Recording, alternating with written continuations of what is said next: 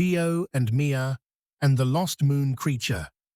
A Hoot and Hum. Adventure's story. Welcome back, stargazers. After their first great moon quest, Leo and Mia return, this time with a new mystery that will light up their hearts. Look, Leo! The crystals are glowing even brighter than before. Something's happening. Let's find out what it is. This map! It just appeared! And it's pointing that way. Could it be a sign? Ready for another adventure? Always, if it's with you.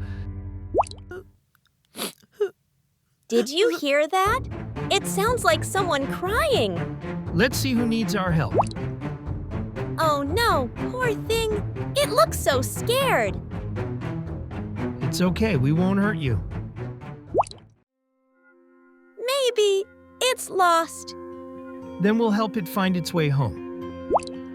The map says there's a path leading to a nest. We'll go together. You're not alone anymore. With each step, the little one began to trust, and the light in its antennas shone brighter. Look, there they are. It's family.